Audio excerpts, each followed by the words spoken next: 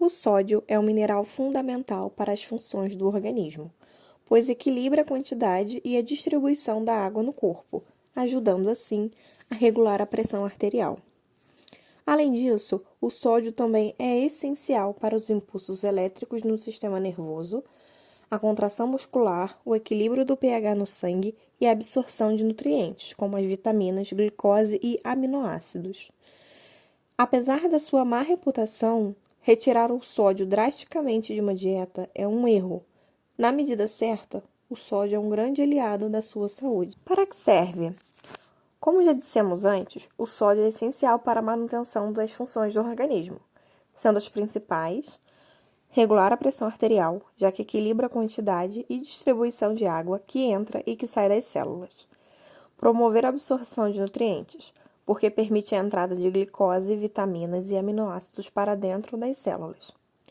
Estimular os impulsos nervosos, permitindo a transmissão de informações entre as células do sistema nervoso e todo o corpo. Ajudar na contração muscular, já que grande quantidade de sódio é transportada para o interior das células musculares, estimulando a contração dos músculos e do coração. Equilibrar o pH do sangue, que é fundamental para o bom funcionamento das células do corpo. Sódio e sal. Qual a diferença? A melhor forma de explicar é olhar o aspecto químico.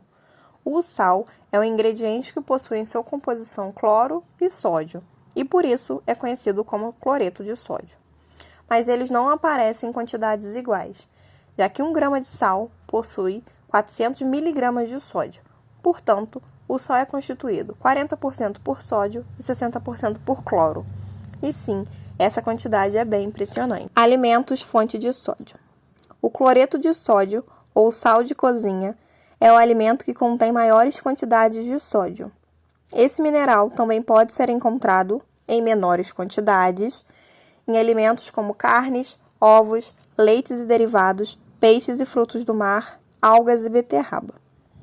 Além disso, o sódio também pode ser encontrado em grandes quantidades nos produtos processados, como carnes defumadas, molhos prontos, temperos em cubos, biscoitos, vegetais em conserva, refeições do tipo fast food e o macarrão instantâneo, o famoso miojo, que talvez seja um dos mais maléficos, já que um pacote possui quase 2 gramas de sódio, isto é, quase metade do indicado para o consumo diário. E são encontrados também em produtos doces, como os sorvetes, biscoitos, principalmente os recheados, refrigerantes, misturas prontas para bolo e entre outros. Esses produtos não apenas possuem grandes quantidades desse mineral, como também têm açúcar em excesso. Se você está consumindo sódio demais, o ideal é sempre observar no rótulo dos produtos a quantidade de sódio e optar sempre pelo que tem menos, e substituir o sal de cozinha por outros ingredientes, que também vão dar mais sabor à sua comida. Alho, cebola, cheiro verde e orégano são ótimas alternativas. Ingestão diária recomendada. A Organização Mundial da Saúde recomenda para adultos a ingestão máxima de 5 gramas de sal por dia, o que equivale a aproximadamente 2 gramas de sódio, ou 1 colher de chá. Porém, a população brasileira consome cerca de 12 gramas por dia, mais que o dobro que o recomendado. E pela primeira vez, recomenda limites para o consumo diário de sódio para crianças. De acordo com as novas diretrizes da entidade, o limite máximo de 2 gramas de sódio deve ser ajustado, ou seja, diminuído, para crianças, dependendo da idade, do peso e das necessidades calóricas de cada uma. As recomendações valem para as crianças maiores de 2 anos. Os idosos também devem consumir menos sódio, já que tendem a reter mais sódio, e também porque com o envelhecimento, os vasos vão perdendo naturalmente a capacidade de distensão, sendo mais provável que desenvolvam a hipertensão. E de acordo com o diretor clínico da Santa Casa de Mauá, Odair Branco, o consumo de sal durante a gestação, quando a mulher apresenta um excessivo aumento de peso e de volume de líquido corporal, devem ficar em torno de 2 a 3 gramas por dia, o que corresponde a menos de 1 colher de chá. Excesso de sódio. O sódio alto no sangue, conhecido como hipernatremia, É uma condição que pode acontecer devido a situações que causam a perda de água pelo corpo, como a diarreia, os vômitos, o suor excessivo e as doenças que aumentam o volume de urina, como a diabetes ou problemas renais. Isso porque o sistema renal não está adaptado para excretar grande quantidade de minerais, e com isso podem ocorrer graves inflamações.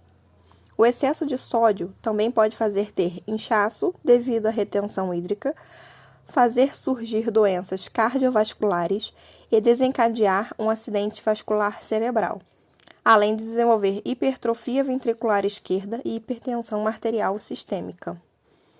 Além disso, se não for tratado, o excesso de sódio no sangue também podem causar convulsões, coma e até a morte. Carência de sódio. O sódio baixo ou hiponatremia é a diminuição de sódio no sangue que pode ser causada por situações que reduzem a eliminação de água pelo corpo ou que aumentam o volume de água no sangue, como excesso de açúcar no sangue, insuficiência renal ou uso de alguns medicamentos e consumo excessivo de líquidos. O sódio baixo no sangue pode causar sintomas como cefaleia, náuseas e vômitos, sonolência, confusão mental, fadiga, inquietação, irritabilidade, fraqueza, perda de energia, espasmos musculares. O selênio é um elemento químico encontrado naturalmente na crosta terrestre e é crucial para a saúde humana. É considerado um mineral, traço que é necessário em pequenas quantidades na dieta diária. Mineral com propriedades antioxidantes, anti-inflamatórias e cardioprotetoras que fortalecem o sistema imunológico. O selênio é um não-metal do grupo dos calcogênios. Como já dito, o selênio é um mineral importante para o funcionamento adequado do organismo. Ele é um componente fundamental de várias enzimas antioxidantes que ajudam a combater o estresse oxidativo e a proteger as células do dano causado pelos radicais livres. Além disso, o selênio também é importante para o funcionamento adequado do sistema imunológico e da tireoide. A deficiência de selênio pode ser devida à ingestão insuficiente, podendo resultar em arritmia cardíaca, menor resistência a infecções, fraqueza muscular, anemia, osteoartrite, problemas no funcionamento da tireoide, problemas cardíacos, ansiedade, depressão e problemas nas cartilagens, cabelo e unhas. Pode ainda causar infertilidade masculina ou potencializar os efeitos associados à carência de iodo, uma condição chamada de cretinismo. O fato de, por vezes, a carência de selênio não ser facilmente detectável faz com que seja possível ter uma vida aparentemente normal, mesmo apresentando níveis de selênio inferiores ao normal. Sem a substância, o corpo sofre uma redução significativa da sua imunidade, de modo que passa a ser mais difícil combater, por exemplo, doenças virais, ainda que de menor gravidade, como resfriados e gripes. Para a maioria das pessoas, uma dieta saudável fornece quantidades adequadas de selênio. No entanto, em alguns casos, pode ser necessária a suplementação sob orientação médica. Um consumo excessivo de selênio pode originar uma condição chamada selenose. Neste caso, as unhas tendem a tornar-se quebradiças e ocorre queda de cabelo. A ingestão excessiva de selênio pode ocorrer pelo consumo de suplementos, alimentos ricos em selênio ou contaminação ambiental. É importante lembrar que o consumo excessivo de selênio pode ser tóxico e prejudicial para a saúde. Por isso é importante seguir as recomendações de ingestão diária deste mineral. O diagnóstico de excesso de selênio toma por base os sintomas, especialmente uma queda rápida do cabelo. Pode causar problemas graves como falta de ar, febre, náuseas e mau funcionamento de órgãos como fígado, rins e coração. Uma boa ingestão de selênio é de 24 microgramas por dia para homens e 36 microgramas por dia para mulheres. A toxicidade do selênio é acima de 400 microgramas por dia e associada com danos ao fígado, rins, pele e articulações. Acima de 2.000 microgramas por dia causa amarelamento dos dentes, pele com descoloração pálida, erupção cutânea, artrite crônica, doenças nas unhas e edema subcutâneo. O selênio encontra-se tanto em alimentos de origem animal que podemos destacar os peixes gordos, como atum e sardinhas, o marisco, como o camarão e as ostras, e as vísceras dos animais.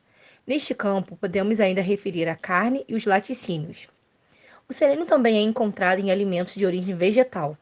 A castanha do Pará é uma oleaginosa com maior fonte de selênio para a nossa alimentação. Ele pode ser encontrado no solo e na água. Em relação ao seu papel como micronutriente, ele serve para a manutenção da saúde, fortalecimento da imunidade, combate ao envelhecimento precoce e prevenção de doenças diversas.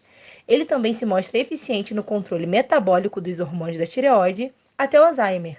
O selênio pode ajudar a proteger contra alguns tipos de câncer. O selênio é introduzido na cadeia alimentar por ingestão de plantas e de produtos que delas derivam.